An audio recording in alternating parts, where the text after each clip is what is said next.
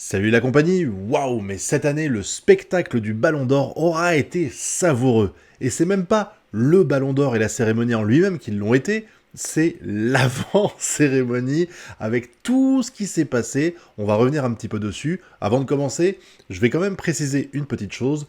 Je ne suis pas fan du Ballon d'Or, comme d'autres qui en ont déjà parlé, d'autres footballeurs, parce que on parle d'un sport collectif, et récompenser individuellement un joueur dans un sport collectif, c'est une aberration pour moi. Parce que si tu prends les anciens détenteurs du Ballon d'Or, tu prends des Messi, des Ronaldo, des Benzema, ils n'auraient rien pu faire sans ces partenaires-là. Demain, tu les mets dans un autre club, ils n'auraient jamais eu le Ballon d'Or, parce que c'est une performance collective. Donc pour moi, la seule récompense qui pourrait primer à la rigueur, c'est celle de la meilleure équipe de l'année, à savoir le Real Madrid, et c'est mérité pour eux, mais le Ballon d'Or, j'ai toujours trouvé ça ridicule dans un sport co, mais le Ballon d'Or c'est vraiment un petit concours de beat qui a pris beaucoup d'ampleur ces dernières années, et je trouve ça un petit peu dommage, mais bon, ça n'empêche que c'est toujours intéressant d'en parler, et curieux de voir ce qui s'y passe autour, et c'est vrai que cette année, le grand favori, c'était Vinicius, et c'est justifié. Vinicius, il a fait une saison du tonnerre au Real Madrid, il finit par gagner la C1 en plus, donc le voir en tant que probable gagnant, c'est clair que c'était évident. Mais ça veut pas dire qu'il devait être tout seul. Et là, je vais le dire clairement, avant que je commence à me faire des ennemis, parce que je vais un peu critiquer le Real Madrid, Vinicius méritait le Ballon d'Or.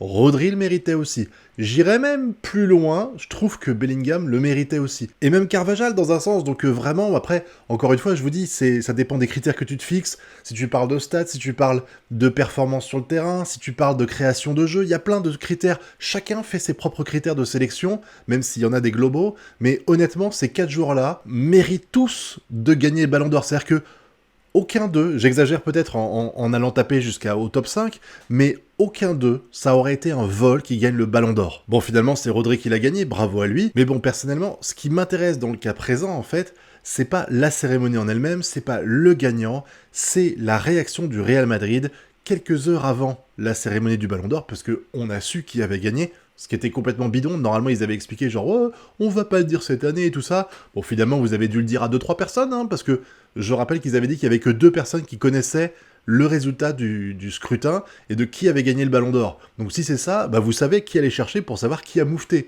Mais au final, bah le Real Madrid l'a su.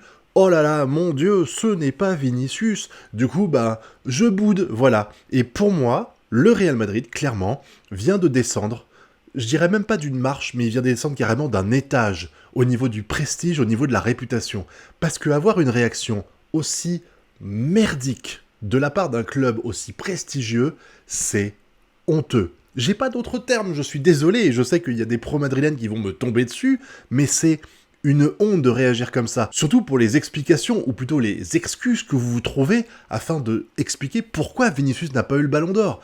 Sans déconner, franchement, expliquer que c'est un complot de l'UEFA. Mais non, mais franchement, bientôt, ce sera les platistes qui seront responsables. Quelle connerie. Surtout qu'ils savent comment marche le Ballon d'Or. Ils savent, les votes, t'as 100 journalistes de 100 pays différents qui votent. Alors cette année, je crois qu'ils font un top 10 et ils donnent des points en fonction du classement que tu donnes.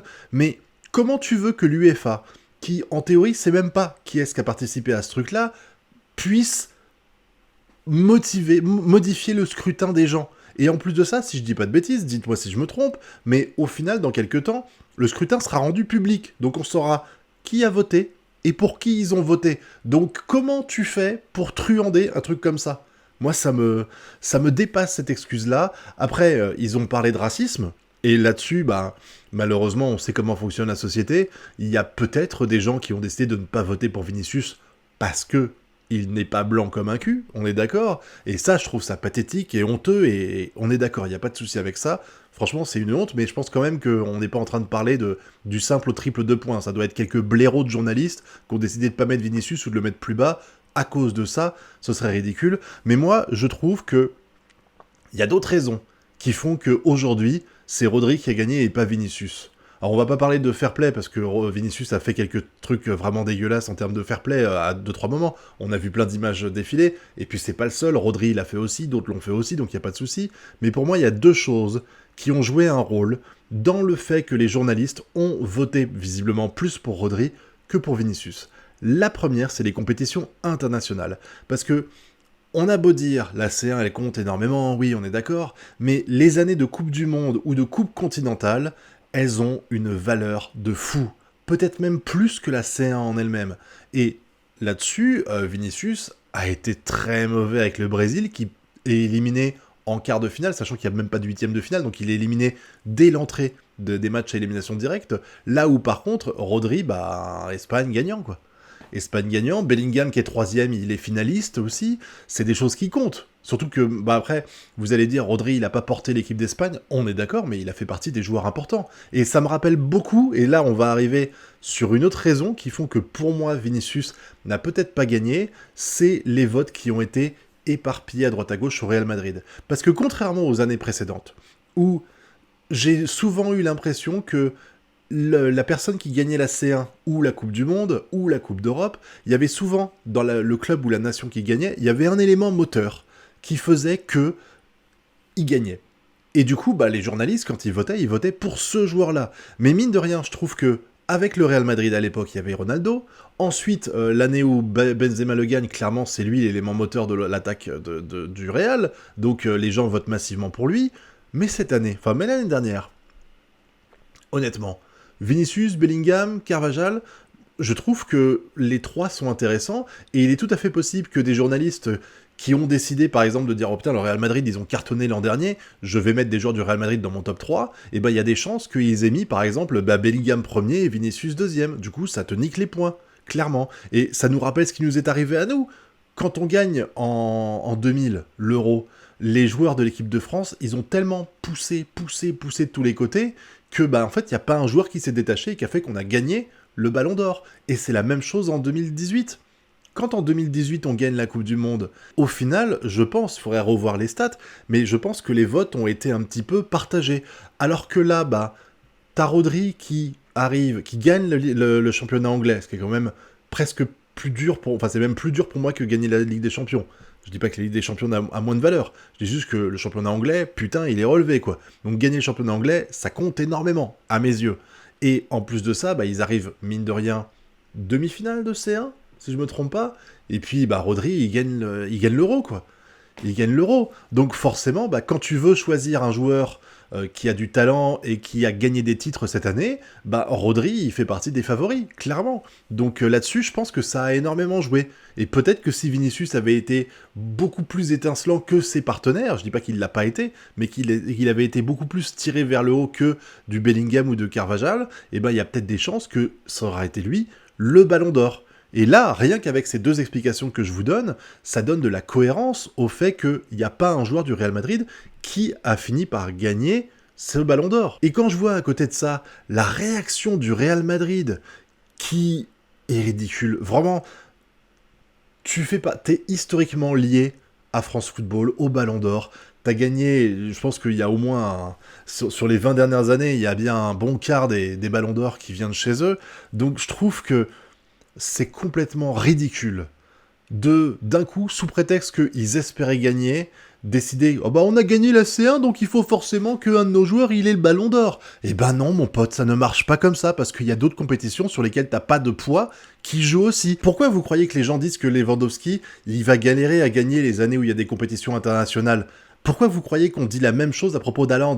C'est parce qu'il joue dans des équipes nationales qui n'ont pas un niveau assez haut, parce qu'on a conscience que ces années-là, les compétitions internationales avec les équipes nationales, elles ont une énorme valeur. Je dis pas forcément qu'elles en ont plus que la C1, mais elles pèsent tout autant. C'est-à-dire que un joueur qui a remporté la C1, mais dont l'équipe nationale s'est même pas qualifiée à la compétition internationale, il va beaucoup plus galérer qu'une équipe avec un joueur qui a fait la finale ou la demi-finale, mais qui par contre a gagné la Coupe du Monde ou la Coupe d'Europe et tout ça. Ça joue énormément. Et je trouve que le Real Madrid, là, ils sont ridicules. On dirait vraiment un gamin qui boude parce qu'il n'a pas eu un jouet à Noël. Vraiment, c'est pathétique. C'est pathétique d'en arriver à ce niveau-là de boycott. Surtout qu'ils seraient arrivés avec le grand sourire si jamais on leur avait annoncé que Vinicius avait gagné. Et je suis sûr et certain que dès l'année prochaine, si jamais ils gagnent la C1 et qu'ils sont prétendants pour avoir un joueur qui gagne le Ballon d'Or, ils seront les premiers à y aller Franchement, mais c'est... Ils ont tellement en plus fait le forcing à faire du lobbyisme pour que Vinicius soit Ballon d'Or, ça n'a pas arrêté, ça n'a pas arrêté.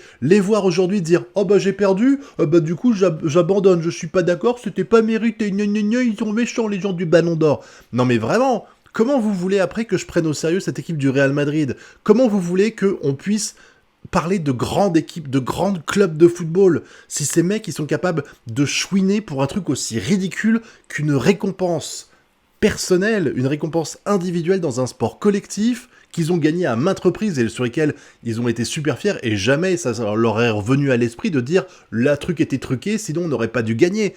Ça les dérangeait pas à l'époque quand Ronaldo gagnait, alors que voilà, c'était comme ça. Et je dis pas ça par rapport à Ronaldo, je dis juste que pendant cette période-là de la domination de Ronaldo et de Messi, il y a quand même eu énormément de joueurs qui méritaient le Ballon d'Or et qui ne l'ont jamais eu parce que ces deux joueurs-là, ils prenaient tout. Le Real Madrid le mettait en avant le Ronaldo pour qu'il ait le Ballon d'Or. Le Barça mettait en avant Messi pour qu'il ait le Ballon d'Or. Des Iniesta et tout ça, il l'aurait mérité, il l'aurait pas eu. Donc franchement, je trouve que c'est ridicule de réagir comme ça de la part d'un club comme ça. C'est un petit club. Pour moi, ils viennent de descendre d'un étage. C'est devenu un club, pas petit club, j'exagère, mais c'est devenu un club beaucoup moins haut que ce que je les imaginais il y a encore 2 jours.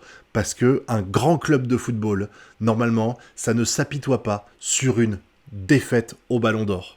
Et ça, c'est indigne d'eux, clairement. Alors après, je vous laisse me fustiger dans la zone commentaire parce que je sais qu'il y a des gens qui sont pour le Real et qui vont pas apprécier ce que j'ai dit ici, mais je pense que réécoutez bien ce que j'ai dit à propos des critères de sélection, du fait que oui, pour moi, encore une fois, Vinicius, Bellingham, Carvajal auraient pu mériter le Ballon d'Or, tout comme Rodri, tout comme peut-être même Haaland. Bon, peut-être pas Haaland quand même, parce que c'est vrai qu'en compétition internationale, ça n'a pas été ça, mais par contre Rodri, oui. Mais reposez-vous 2 minutes et réfléchissez aux anciens gagnants, à l'apport de ce que représentent les compétitions internationales et au poids qu'a eu Vinicius Junior dans la Copa América. Voilà, repensez à tout ça et demandez-vous si véritablement c'est injustifié que Rodri ait le Ballon d'Or. Encore une fois, pour moi, il le mérite, tout comme Vinicius. Voilà, j'espère que ça aura peut-être fait réfléchir certaines personnes.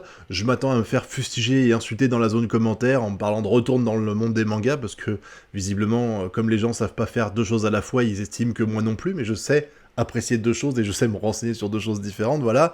Mais n'hésitez pas à me donner votre avis sur le fonctionnement du Ballon d'Or. Est-ce que vous trouvez que le Ballon d'Or a un intérêt en fait dans un sport collectif?